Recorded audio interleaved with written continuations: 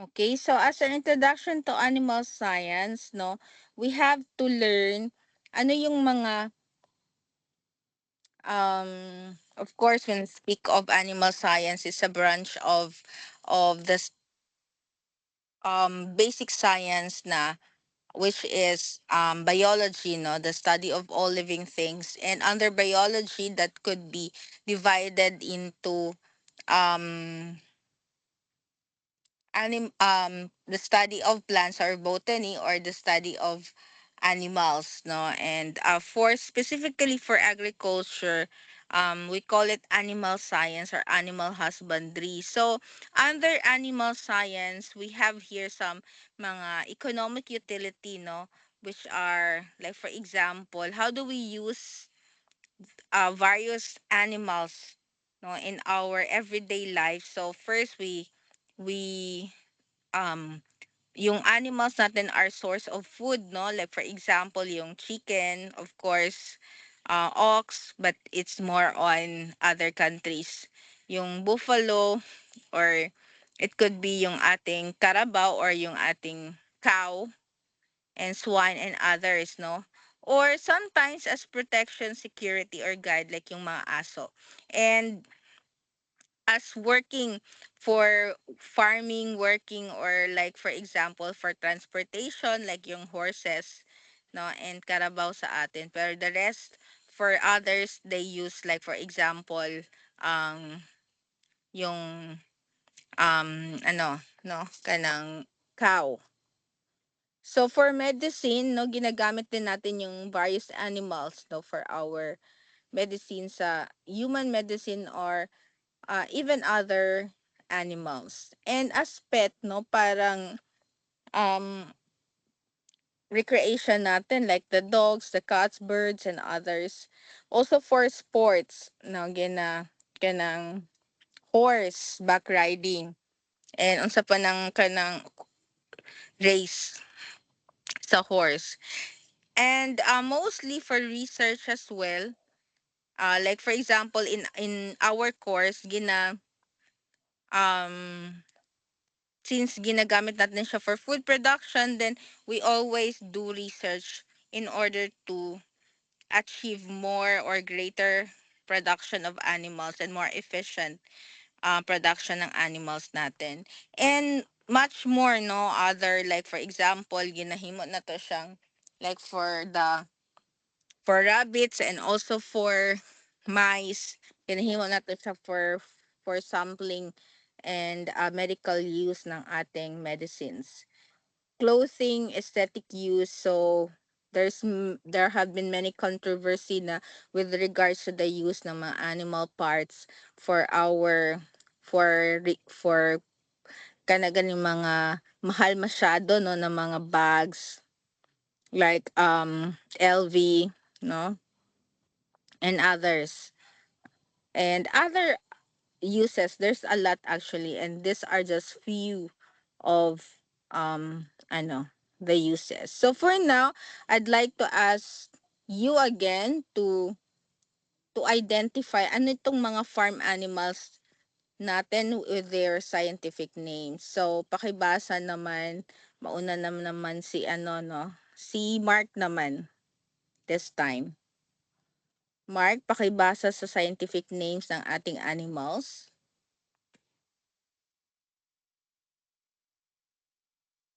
Mark?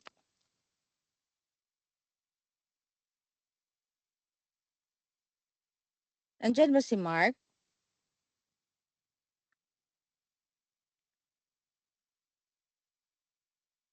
Mark Buntoyan?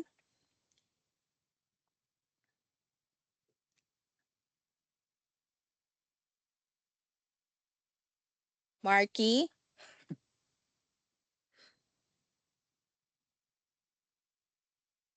Nana ba mo sa inyong mga balay, no? Of course, this late night. Yes, Yes, Ina, ma'am. ma'am. ina ko madungog si Mark. Nag-ano naman siya, pero ina ko madungog. Madungog din niyo si Mark? Dili, ma'am. Sige, so we'll start again Guba with daw yung mic, Jillian. ma'am. Ano? Guba daw yung mic. Sige, si Jillian muna. Saan mo ni pagbasa mo? Basahan lang good by syllable. Farm animals. So, saan yung pinakauna ma'am? Cattle. Cattle or kanang Cattle. kalabaw. So, yung scientific name is Bos taurus. Next is buffalo. Yung scientific name is Bubalus bubalis. Next is sheep. Yung scientific name is Ovis aris. Tama ba, ma'am? Yes. Ang next is goat. It is Capra hircus. Yes. Pilapil ba? Next is pigs, which is Sus scrofa. Tama, ma'am? Yes. Ano ba to? Next is horse. Horse. Unsa man ni siya, ma'am? Equus cabalus. Mhm. Next is chicken, galos. Ay mo braganan ko ani. Next is mallard duck, anas plati hala. Unsa man ni plati sa Platircus, anas platircus. Next is Muscovy duck. Sa man ni? Kay ikaw na lang. Cairina muscata. And lastly is goose answer. Sa man ni? Answer domesticus. Tama, ma'am? Mhm. Laka, oy. Uban lagi munduha, nag-uban munduha diha. Nikin sa ma'am. Isa na imong katok di ay. Ay, akong partner po, ma'am. Ay, dili abi na ako classmate nimo.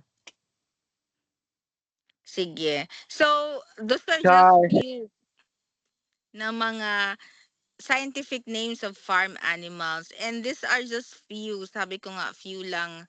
Kaya be familiarized na with their scientific names because, of course, you already know, no, from the research point of view natin.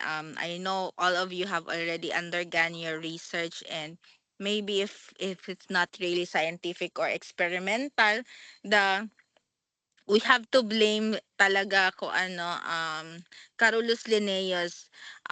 He was the first scientist na nag-classify talaga the binomial classification of um various crops and animals. But then, it has an advantage because alam naman natin na all over the country we have unlimited language, no? So that we can understand only one name for all. And nagkataon lang talaga na Latin yung ginamit, no? And we have thousands of classified na mga organism, both animals and plants. So, Latin talaga yung ginamit, no? Since of course, nauna man talaga yung Latin. So, we have to endure as an agriculturist, dapat alam natin yan. So, these are the second set now, no? So, sino na naman ang would like to read? Yes, Khalid.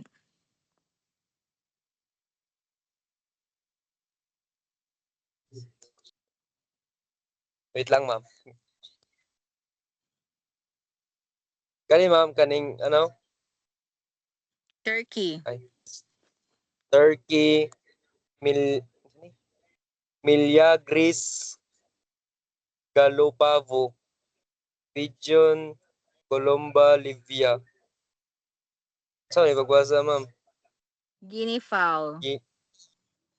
Guinea fowl, Numida Milyagris, Rabbit, Oryctolagus, Cuniculus, Quail, Catornix, Dog, Canis familiaris, Cat, Felis gatus, Ostrich, Strutio, Camillus, Peafowl, Pavo cristatus.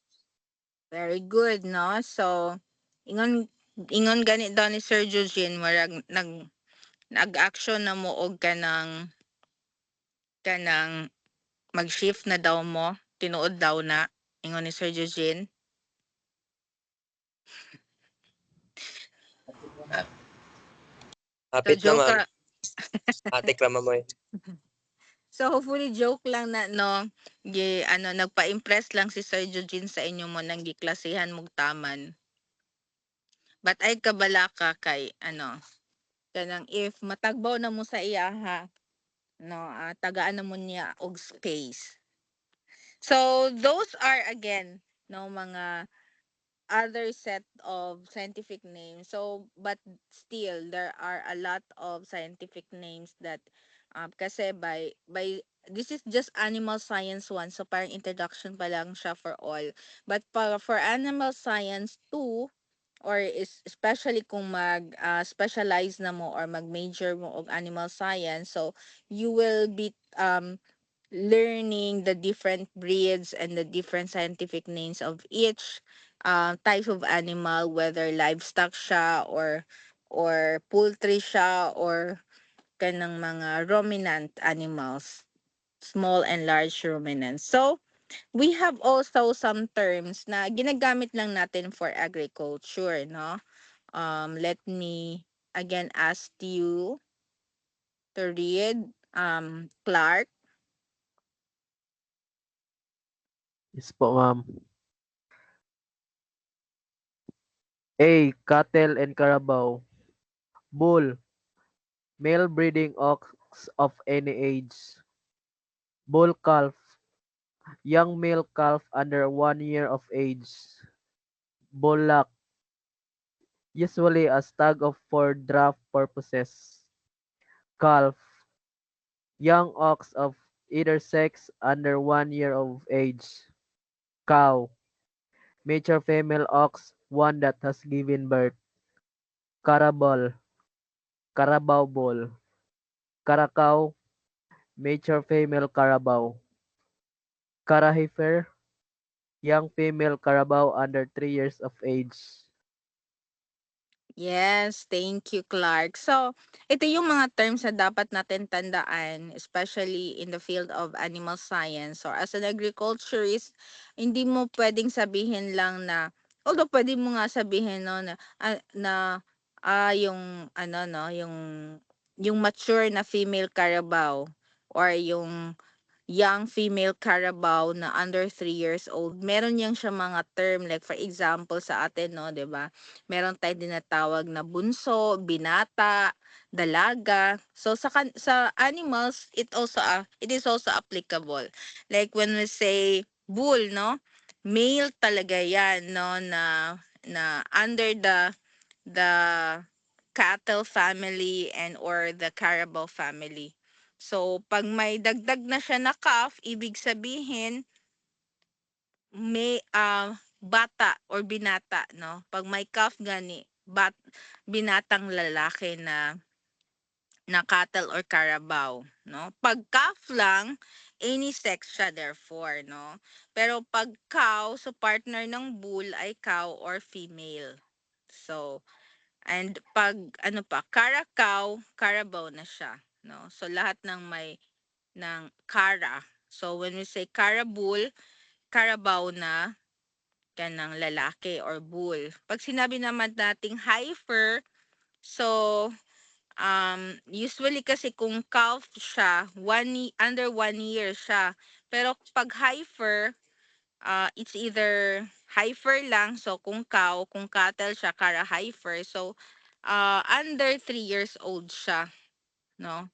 So, yung calf, baby pa talaga, 'di ba? Parang baby na 1 year old. And pero kung ano na siya, ano ba tawag doon?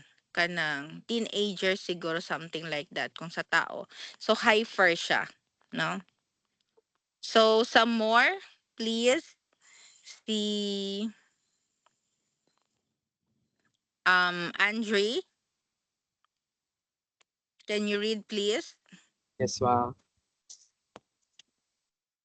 Ito, ma'am. Wala man na. Taro. Ay, di ka kaklaro? Ay, tara ma'am. Tara, tarong na ma'am. Durog nipilit ma'am bang screen. Ah, Sige wait ma'am. lang. Ay, ma'am. Okay. Okay na ma'am.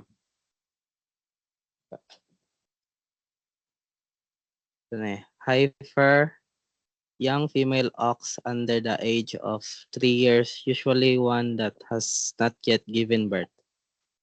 Proven sire, bull about whom one have sufficient unselected information to indicate his transmitting ability.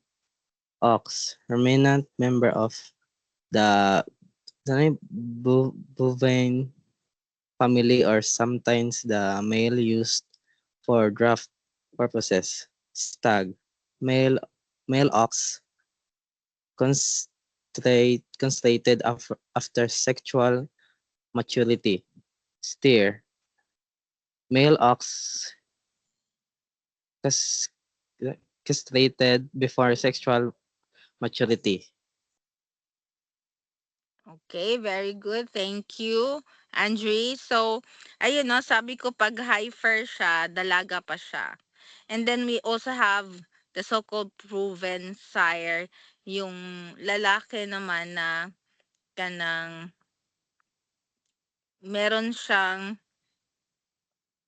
kanang information na meron siyang parang ano, binata na with ano gani, parang with parang may transmitting ability na tinatawag nila for animals or yung yung kaya niyang binatang kayang mag ano no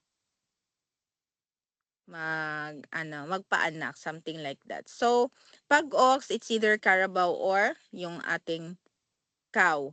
And 'di ba kung bull generally male, pero pag sinabi nating stag, iba din siya kasi dapat binata na siya no after sexual maturity.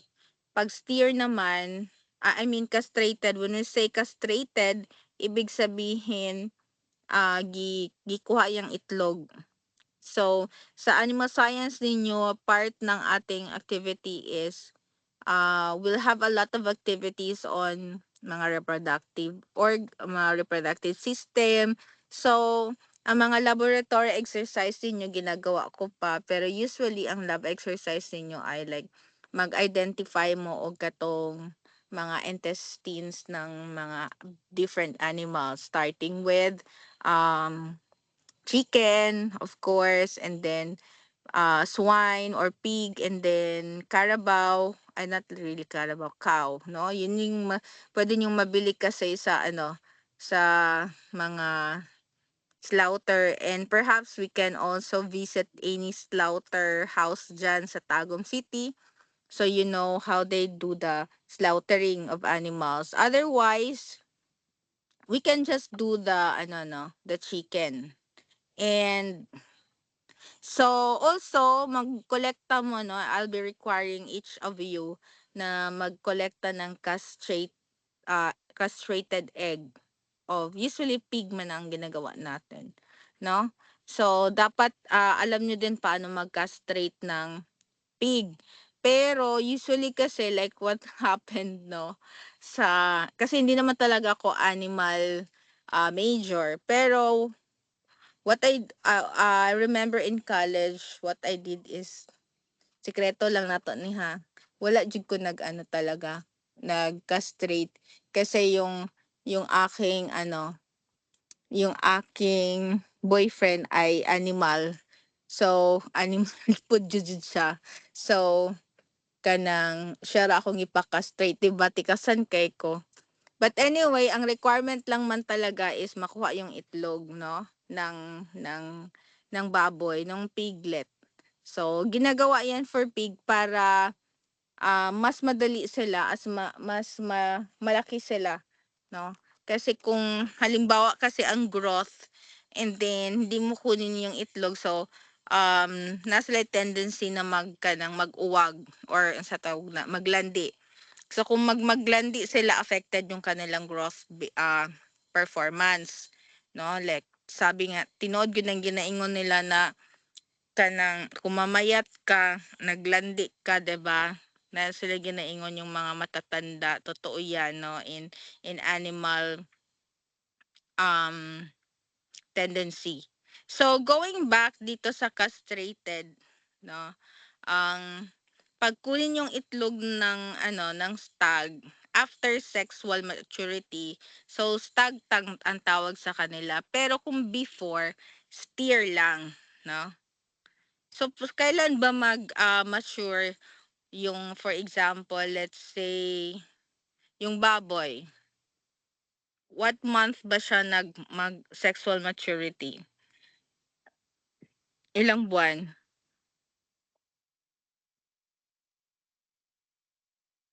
Is it after 1 year or 2 years or even less? Kasi kung sa mga baka medyo no, more than 1 year.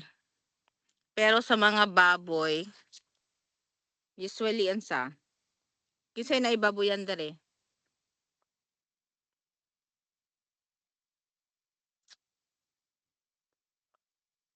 So gikan pag anak sa baktin, kanus aman siya pwede manguwag na. Ang lalaki ha, aabot ba ng 1 year? Ha? 6 months, no? Usually ganon. So, therefore, iba-ibang tawag sa kanya, no? Pero usually kanang ang ginakastrate manggod ang mga baktin pa. So, before sexual maturity, so steer ang tawag sa ilaha. Pero after na, like amot kanong gikastrate pa siya, no? Stag ang tawag sa kanya. So, moving forward kasi madami-dami pa ito. Sa horse naman, meron ding iba't ibang tawag, no?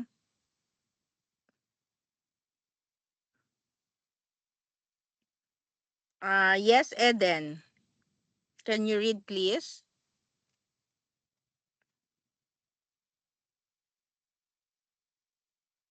Eden?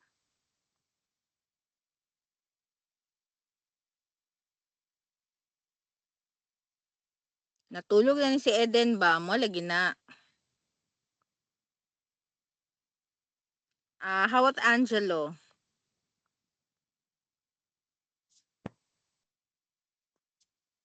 Broadmere. Female horse used for breeding. Colt. Young male horse usually up to the age of 3 years. Equitation. Horsemanship. The art of riding on horseback. Filly. Young female horse usually up to the age of 3 years. Foal. Young horse usually below 1 year of age. Gilding. Horse while castrated while young. Mare. Mature female horse. Ridgeling. Stallion with one testis or none in its scrotum. Okay, thank you. So, ito no, dagdag na naman itong, kasi kanina for Carabao and cow, yon. So, ito dagdag naman ang kabayo.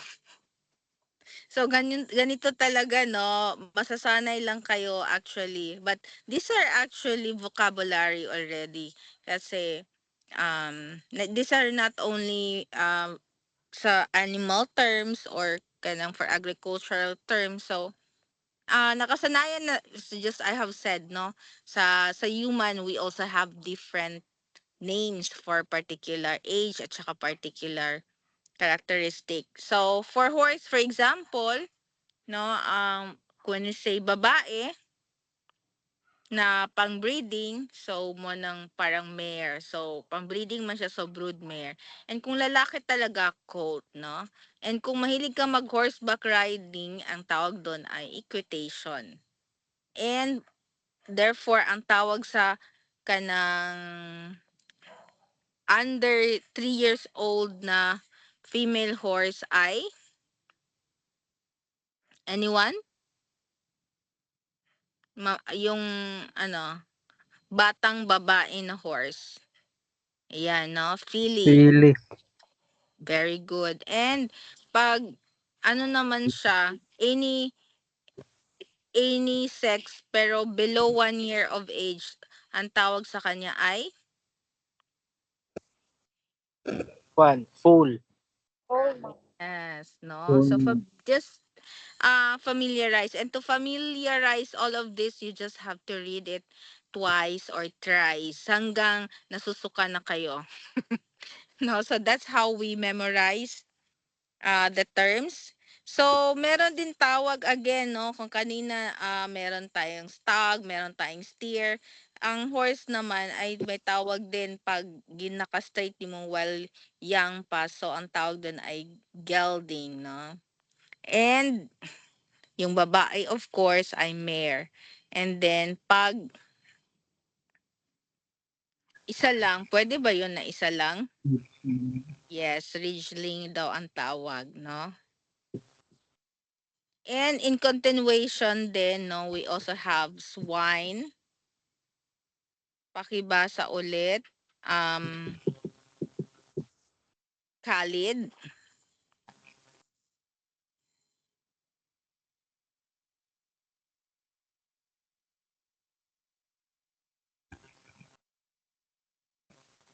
Yes, Khalid or James.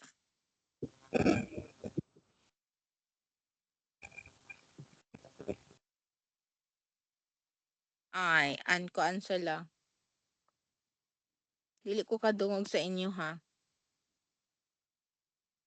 Medyo mahina inyong signal. So, don't worry, like, for example, like this, no? Times like this na di ninyo maano ang signal ninyo. So, pinakita ko sa inyo kanina, no, yung recorded lahat ng yung ating session. So, you can always go back if ever, no? Or simply just study kung ano yung ating notes. So, Yes po, So, ma'am. so can you read, please? Okay, Ay, si okay Khalid na, ma'am. bali. Oo. Madungog po, ma'am. Yes. Okay. Stallion. Mature male horse.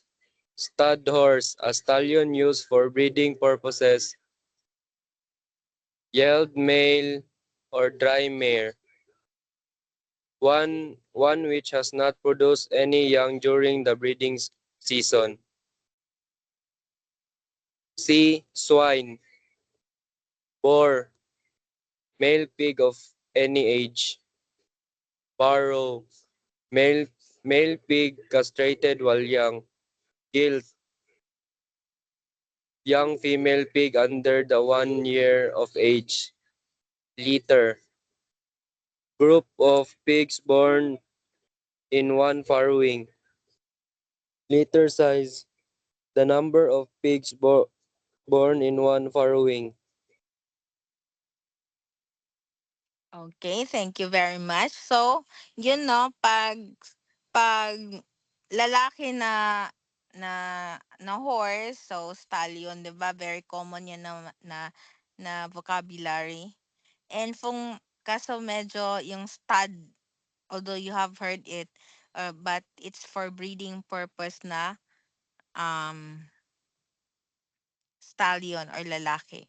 And pag mare, um, babae, no? Pero yelled, ibig sabihin dry. So, tama gid ang ginaingon nila no nga, girl, tigang na ka. So, ibig sabihin, wala pa ka nakapanganak for the breeding season. So, tigang yun. And for swine naman, pag babae, hindi pa na eh.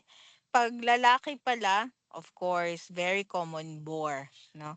Pero naka-straight siya, na bata pa, usually, no, yung mga ano, barrow naman ang tawag. And lahat ng mga piglet na 1 year, under 1 year, so baby pa, gilt, yun ang tawag nila. And the group of this na newly born pig in one farrowing, when I say one farrowing is the birth ng pig, no? And when we speak of kanang giving birth, lahi-lahi po ang terminologies per animal. So you will see later parturition, calving, and foaling. Wow, nice sige na. Tagay ko na be. And when we say naisamukan mo sa kong gilid. And when we say liter, no? Liter size kung ilan, no? Usually ilan ba ang mga ipanganak ng mga pig na gilt in one farrowing? Tagpila ka baboy ang inyohang ay tagpila ka piglet inyohang baboy manganak. Pindis totoy. Wow. Hawod lagi ka Adrian ay Aldri. Namoy baboy. So mo Nawam. na ha? Wala? Ha. Ana. So usually mabot siya og kanang 12.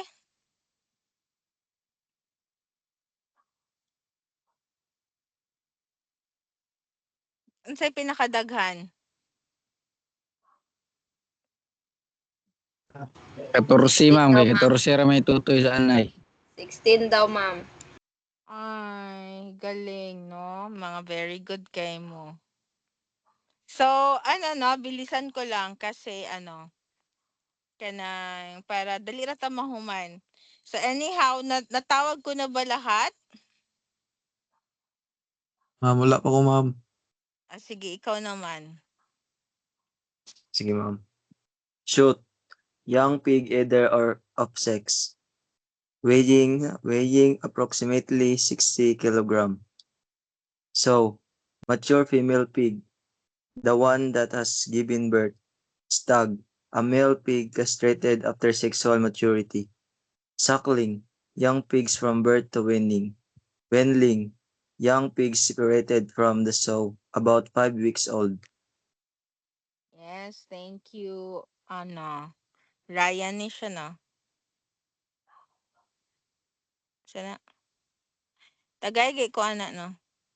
May maganda may nakita akong mas magandang i-send ko sa inyo. So, yun, no? Ang daming, pero sabi ko nga, dahan-dahan nyo lang, after this, you read again the slides, mga twice or even once again, no? Para familiarize nyo siya, no? So, pag babae gani na pig, saugi na siya. And then stag ang lalaki. And then katong mga piglet na bagong panganak hanggang kanang kung sa bata pag kanang nalutas or weaning, so suckling ang tawag sa ilaha. Pero after na siya malutas, about 5 weeks, so weanling pud ang tawag sa ilaha, no? So madali lang naman after mabalik-balik nimo siya So who's next please for sheep and goat?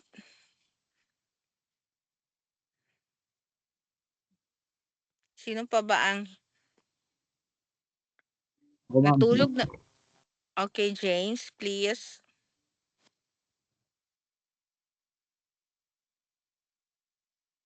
Chick and goat ma'am. Yeah. Chick and goat. Billy goat or buck. Male goat of any age. Doe. Female goat of any age. Female. Hindi din. Female sheep of any age. Flesh. Wool covering the sheep. Feed. Young goat of either sex below 1 year of age. Lamb. Young sheep of either sex below 1 year of age. Pelt. Wool and skin of sheep. Ram. Male sheep of any age for breeding purposes. Yearling. Yearling sheep with 2 teeth. O, 'di ba? Pati ba naman kanang sana ipin, no? May ibang tawag din. So when you speak ko of mga sheep and goat, so halos magkapapareho lang na siya, no? Pag sinabing billy goat or buck, lalaki gyud na. Pero ang babae niya of any age is doe.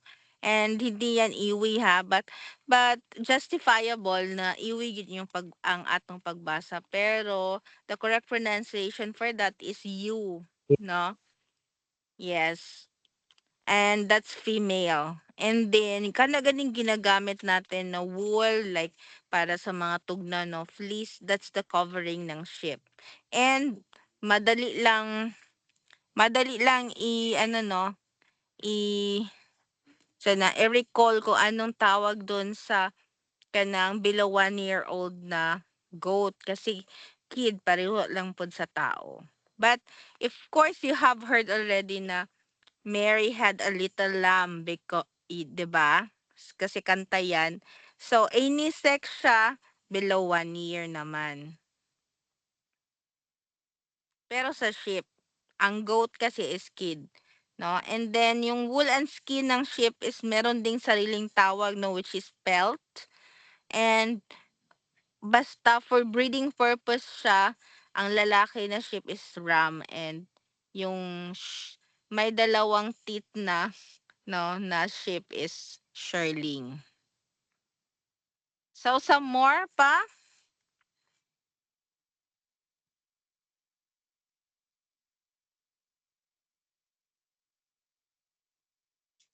So, lahat nakabasa na ba? You should have, you should take the opportunity, no, na kasi lahat ng participation and even attendance are +5 points. So, just butt in hack if you want to read. So for goat naman, meron tayong tinatawag na weather, no? Weather goat or sheep. So ibig sabihin nila castrated naman sila before yung sila nagbinata or nagmature yung sex characteristic. And for of course pareho lang for goat and sheep. And for poultry naman, meron tayong tinatawag na kapon. Yun yung um caponized male na meron siyang undeveloped na comb. So, comb yung nasa taas niya and wattle. So, kapon ang tawag sa lalaki na may mga undeveloped na comb and wattle. And for very young chicken, it's called chick. And yung cockerel is yung lalaki na less than 1 year old. No? Pero, ang so, mas bata pa rin yung chick, no, kumpara sa cockerel. And then, for duck naman, pag lalaki, it's called drake. No, parang, kaya yung, if you have noticed, if you have seen yung kilala niyo si Drake, yung duck na ano, na ano, tawagan ng King Koy cartoon character, 'di ba? Drake ang pangalan. And then, pag turkey naman, pag lalaki, gobbler ang tawag. And young duck is duckling. The young naman na turkey, if until sex is distinguished, so poult ang tawag. And the collected term sa lahat ng birds, no, when we speak of birds, poultry ang tawag, including mga chickens, duck, and birds, or kanang, yeah, birds, no. And yung feather naman is called plumage. And pule or pulet ang female na fowl or less than 1 year old siya. While yung rooster, of course, you're very familiar, yung lalaki naman na 1 year older na siya or over, no? Matanda na lalaki. And of course, yung babae natin is nagabrood, no? Hen ang tawag natin. Finally, no, we're done with the terms. So even yung horse na mga coat colors, they have also their own name, no?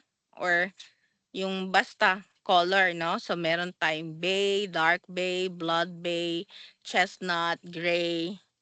So ayun, no? Just be familiarized with this one. So as I have said, you just read this twice or thrice. So animals, no, in the ecology. So when we speak of ecology is the study of relationship ng lahat ng living things with their surroundings. So therefore, when we speak of ecosystem, it's the continued growth ng plants and animals depending on the maintenance of the balance between yung food producers and the food consumers. So it's an interaction as wala namang figure. So as it's an interaction ng food producers and consumer, no? And we have between plants and animals. So yung ating producer ay yung plants, yung ating consumer ay yung animals. Therefore, when we speak of ecology or ecosystem, animal productions are extremely under wide range environment, like physical and chemical condition, speaking of climate, soil, water resources, and pollution. So it also refers sa biological condition like the sources ng food, mga disease, mga pests, and other human factor like cultural condition. Kasi 'di ba ang actually yung ship in other countries I've heard from Arab countries, it's not really for kanang magkatay no na we used to eat sheep, 'di ba? Pero yung younger kasi matigas yun, 'di ba? Pero in other Muslim countries like Arab countries, actually, it's not for consumption. It's only for, ano ba yun? La, nawala ako, sorry. It's only for kanang sacred offering. No, ganun yung kanilang culture. That's why it's very important. And in fact, no, for Muslim, our Muslim brothers and sisters, they don't eat talaga pig kasi it's one of their culture, no? And they have their own belief on that na ano. Pero sa atin na mga Christians, 'di ba, ang sarap ng lechon. So, that's part of ecological system, no? Talking about the environment and the interaction. So this is the figure I'm talking about, no? The factors in animal production. So we have to consider both the physical and chemical condition as well as the biological condition na and even human factors, no? Ang atong beliefs, tradition. So in as we input more feed, water, medicine, and in the livestock and poultry raising, we could our main product are, for example, meat, milk, pow, milk powder, or even power, no? Manure na ginagamit natin for fertilizer, mga itlog, meat, and manure for fertilizer again, no? So this is how the interrelationship or interactions in animal production in the ecological system or ecosystem. So talking about animal husbandry, meron tayong dalawang tinatawag na management, intensive at saka sana yung isa, extensive. No, pag sinabi nating intensive, very controlled ang environment, highly controlled. Naka-confine siya, 'di ba? Nakakulong. Kita yung lahat na nakakulong, yun yung intensive. Pero there are mga animals na mas fit lang talaga siya in a natural environmental condition. So ang tawag doon ay mga extensive management. So less producer control sa environment, parang ang tawag natin yan literally ay kanang kasi cage man ang tawag natin sa kanang intensive, no? So ano siya kanang free range, for example for mga chicken, free range lang siya, ibig sabihin wala siya naka-cage. So that's extensive. And sometimes animals may even change, no, para mo fit lang sa ilang environment. So there are like chicken na or animals na kanang imislihukan kay sila di na sila manlihok kay because of their very limited space. And of course, usually we produce animals for economic use. And these are the attributes that will enhance yung ability ng agricultural system natin para we could produce more food for humans, no, for us. So, una is animal can feed and convert plants and other material which could have otherwise gone to waste into rich human food. So, using our animals, um they are the one, for example, instead of kanang those plants na nakatanim lang siya, for example, let's say grasses, no, they are being fed to animals, and because of that, um we also benefit from the nutrients that is taken or provided by those grasses or yung crops or particular plants na kinain ng animals. And of course, animal products have chemical composition that will resemble as man's dietary requirement and more digestible and nutritious. Kasi there are also plants that humans itself or even animals itself cannot be digested. No, so sa atin hindi natin pwedeng makain 'yon. Alangan naman, no? There are very fibrous plants na hindi talaga na-adapt natin through the history, no, ng humans. So, we have here classification kung ano yung mga animal use, no, ng farm animals. So, we have here, for example, yung kabayo, no. Of course, mas ginagamit natin siya for transport and even amusement. Yung mga camel naman ginagamit din nila for transport. Of course, wala tayong camel and meat, no? Kinakain din nila yon. And for for usually yung mga Bos, Taurus, Indicus, and Bobalis natin, these are used for transport again, for meat, milk, and hide, fertilizer, fuel. And the rest of the mammals, sheep, goat, pigs and rabbit are even rabbit, ha, we also use them for meat, wool, and milk and skin. For chicken naman, of course, mainly egg and 'di ba, sasabong amusement. And ducks also, no, um ducks are actually, I don't know, no, pero most of the Chinese, it's their parang secret, or when you go to Thailand as well, Vietnam, mostly they eat more ducks than chicken. It's their parang favorite delicacy. So perhaps, no, because of its nutrient content. So ito pa yung, no, you can have more scientific names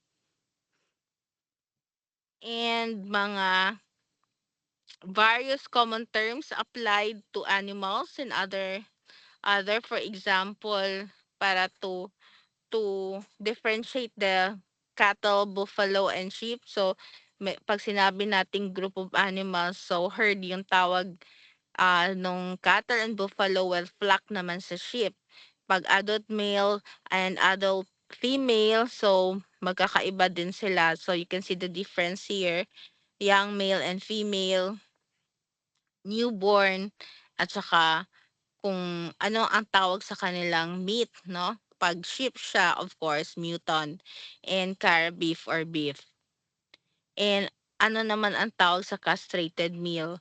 Ito yung sabi ko kanina, no, for breeding, may iba-iba silang tawag. So for both cattle and buffalo, it's called serving, and topping naman for sheep.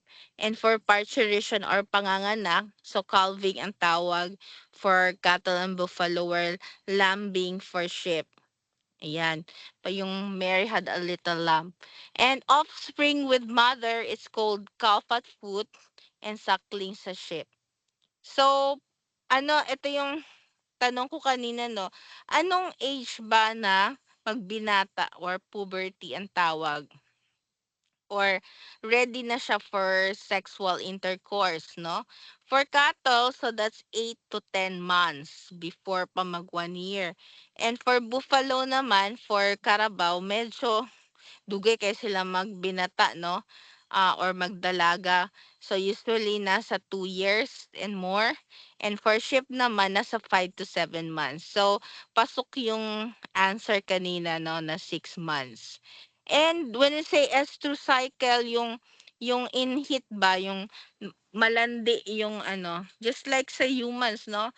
There are times na malandi yung babae and that only occurs once ano ba yun? Once a month, parang the egg cycle or ovary cycle. So that's the estrus cycle. So once yung well, anyway, we'll be discussing in detail this one kasi as I have said kanina, most of the topics in animal science is more on mga system, no? Mga organ system. So that includes reproductive system. So in advance naman, no, sabi ko kanina, usually sa babae, 'di ba? 18 days ba ang sa babae mag-cycle bago siya dugon, 'di ba? And sa hayop naman, it's 21 days, no? And sheep, 16 days. Nakalimutan ko na ata. Pero di ba monthly ta menstruation, no? So, there are times na ano. Pero sa lalaki naman, of course, every day and always malandi ang lalaki. So, anytime mo, ano na siya, mo tira. So it's also very important to know kung gaano katagal yung estrus ng animals natin, no, or we call it the estrus length, no. Kasi hindi pwedeng we will miss this ano, although right now we have the artificial insemination na pwede nating i-preserve yung semen or yung sperm ng mga ng bulls natin, no?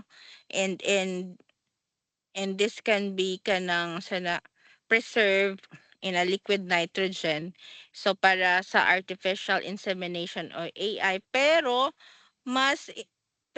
apil gid ni siya sa board exam, so dapat yun ta kabalo, no, na within 12 to 18 hours lang dapat na matirahan dayon, no, sa cattle and sa bull ang ano sire or ang babae, female, or within 18 to 24, medyo matagal sa sa kalabaw, and for sheep naman also mas matagal, 24 to 36. So ang sa cattle lang medyo mabilis, pero sa kuan gani, no, sa rabbit pating paspasa. And also, kailan ba mag-ovulate, no? Just like humans, no? 10 for cattle, 10 to 15 hours lang, and third to fourth day of estrus for buffalo, and medyo yung sheep is late sila, no? And ilang days ba magbubuntis, or we call it gestation? Now for cattle, medyo matagal, no? 283 days or ilang buwan 'yan? Kagaya ba ng tao na 12 months? So perhaps 283 divided by 30, pila? Nasa mga 9 months, ma'am. 9 months. So murag gyapon tao, no? For sheep, of course, nara sa half, no? Or 6 months. Ay, 9, murag nakalimot tapog ko, no? I already have 3 kids. Diyos ko. And usually, tag-isa lang yun ang anak, no? Unlike for sheep, sometimes it's 2. And for pig nga, sabi nyo kanina, hanggang 16, no? With mammary glands or yung mga dede nila to 4 lang naman, no? And for sheep, 2 lang. And anong age ba sila magbinata or puberty? So usually 1 year, no less than, and 4 to 6 months for ship. And pati ba naman volume na ejaculate? So 5 to 7 cc and medyo konti daghana no? Pila dayang sa tao. So who knows? So for ship naman nasa 0.75 or 1.5 cc. And bilangin ba naman yung sperm, no? 1.2 billion lang naman for cattle and 2 billion for sheep. And female to male ratio is 25 to 40 is to 1. Grabe siya. And 35 to 60 is to 1 for sheep. Okay, so malamang ganito din ang pwede sa tao. So have you heard kung ilang di ko na maalala pero I've seen something like an interview kung ilan yung kanyang nakasiping in just one time, no? So may mga taon din ganon, hopefully you will not follow those So sa animals kasi pwedeng aabot sa 40 ang female to isang lalaki yan. Like for example, 'di ba, pang mag-breed mo o ng chicken, 'di ba? Pwede naman siya like for example sa cage, no? Isang isang rooster for 5 hens, no, or more. So ganito kadami talaga. And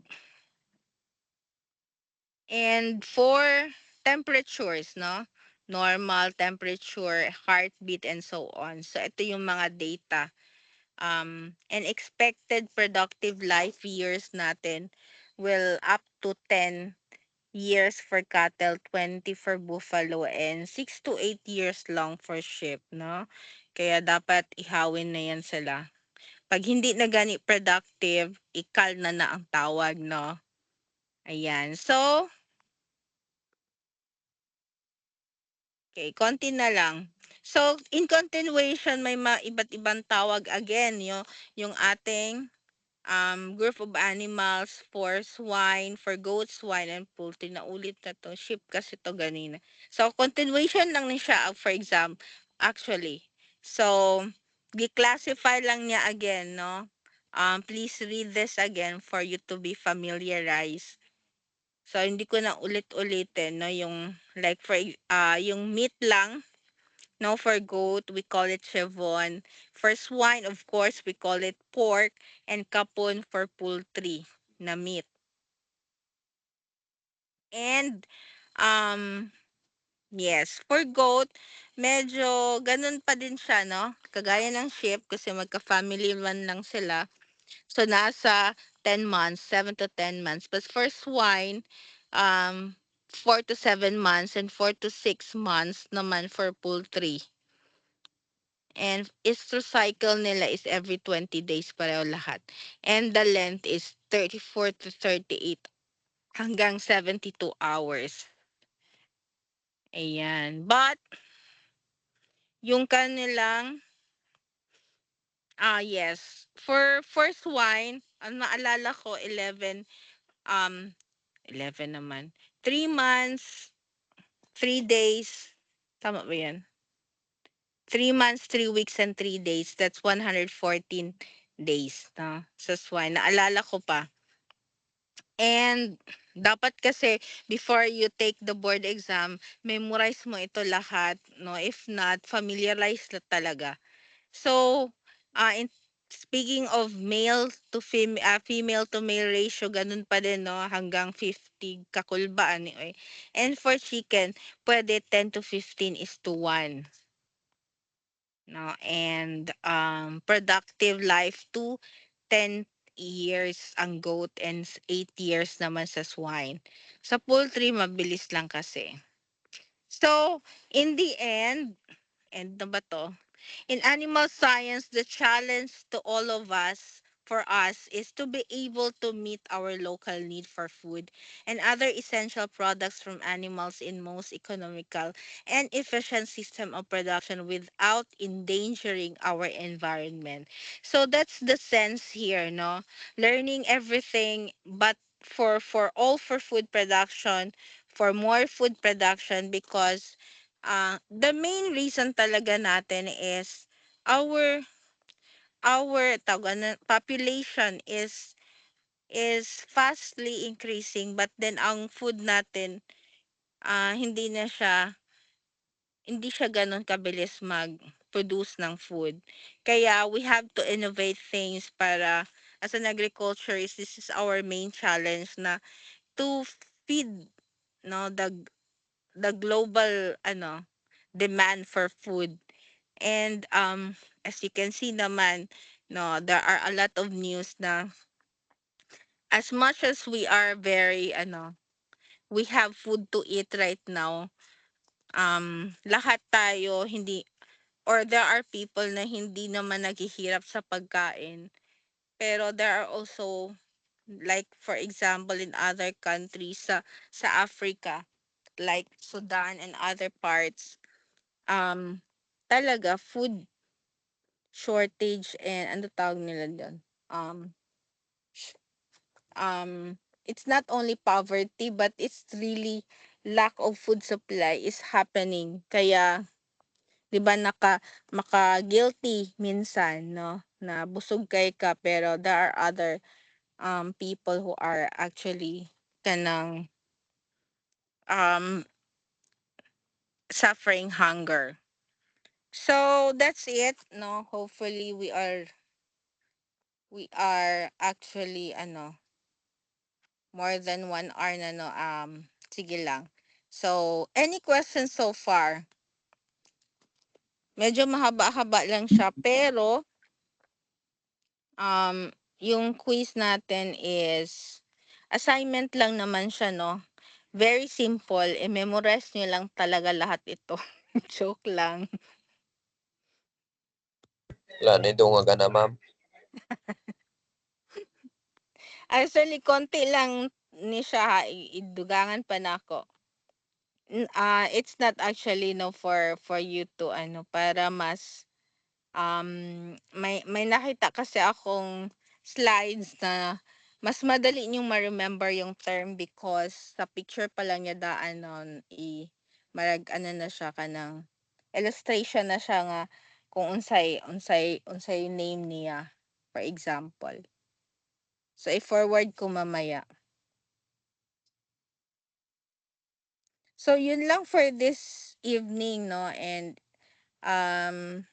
yung assignment niyo lang, you just familiarize for this session, i-familiarize niyo lang yung kanang kasi hindi pwedeng isulat no kasi kung isulat niyo lang parang nagkopya lang din kayo. So for the next meeting, ang quiz niyo is somewhat oral. So you have to really pronounce or enumerate nyo talaga yung mga terms at saka yung scientific name. So, at least 100 lang ka total of terms and scientific names. Agay. Bitaw, at least 10. So, before kayo matulog, no, memorize kayo ng at least 10 scientific names and terms na ginagamit. O, kadaghan anang terms. Okay, so bago matulog ha, ang uban dira natulog na. So wala na may pangutana, clarification. Ano, ma'am? Wala na, ma'am. Katulogon na mo. Ma'am, pwede og matoy paso tong isa ka assignment. Yes, as I have said, next pa ang deadline atong quiz, no? Pero ang activity natin for this Thursday is feed identification para in preparation to your DAASI. Kaya